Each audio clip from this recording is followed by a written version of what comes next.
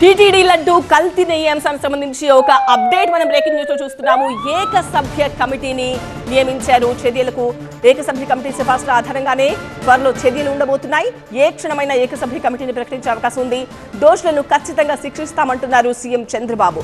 బాధ్యులైన అధికారులపైన త్వరలో పాలనాపరమైన చర్యలుంటాయంటున్నారు. ఎక్కడ లోపాలు జరిగాయో విశ్లేషించేందుకే ఈ ఏకసభ్య కమిటీ అంటున్నారు. తిరుమలలో మరోసారి అపచారం జరగకుండా చర్యలు తీసుకుంటామంటున్నారు చంద్రబాబు.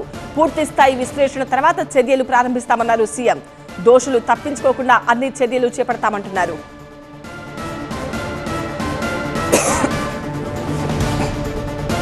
మాకు యాక్షన్ తీసుకోమని ఒక రిపోర్ట్ పంపించారు సిబిఐ. వీళ్ళందరిపైన అడ్మినిస్ట్రేటివ్ యాక్షన్స్ తీసుకోమని పంపించారు. అందుకే వన్ మ్యాన్ కమిటీ ఒకటేసి మొత్తం అనలైజ్ చేసి ఎక్కడెక్కడ ల్యాబ్సెస్ ఉన్నాయి ఆ ల్యాబ్స్ అన్ని అధ్యయనం చేసి యాక్షన్ స్టార్ట్ చేస్తాం. అవసరమైతే కోర్టులో కూడా ఇంకా ఏదైనా అడిషనల్ ఇన్ఫర్మేషన్ ఉంటే సబ్మిట్ చేస్తాం. టీటీడీ లడ్డు కల్తీ నెయ్యి విషయంలో ఏ ఒక్కరిని వదిలిపెట్టబోమన్నారు సీఎం చంద్రబాబు. కఠిన చర్యలు తీసుకోవడానికి అవసరమైన అన్ని మార్గాలు పరిశీలిస్తామన్నారు. సిట్ నివేదికను విశ్లేషించి త్వరలో యాక్షన్ చేపడతామన్నారు చంద్రబాబు. సిబిఐ రిపోర్ట్లో ఇది కల్తీ లేదని ఎక్కడా చెప్పలేదు. కరుడుగట్టిన నేరస్తులు ఏ విధంగా అసత్యాన్ని నమ్మించడానికి ప్రయత్నం చేస్తారో అదే చేస్తున్నారు.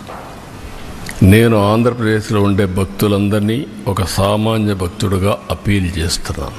రిపోర్ట్స్ అన్నీ మీ రోజుల్లో ఉంటాయి. దేవుని యొక్క పవిత్రత మనం కాపాడుకోవడం మనందరి బాధ్యత. ఫండమెంటల్గా ప్రతి ఒక్కరు విశ్వాసం ఉండే ప్రతి ఒక్కరూ దేవుణ్ణి దర్శనం చేసుకోవడమే కాదు, దేవునికి అపచారం జరిగినప్పుడు అపవిత్రం జరిగినప్పుడు ఎవరైనా సరే ముక్త కంఠంతో ఖండించాల్సిన బాధ్యత మనపైన ఉంది. తిరిగి ఇలాంటి చేయాలంటే ఎవరైనా భయపడే పరిస్థితి రావాలి.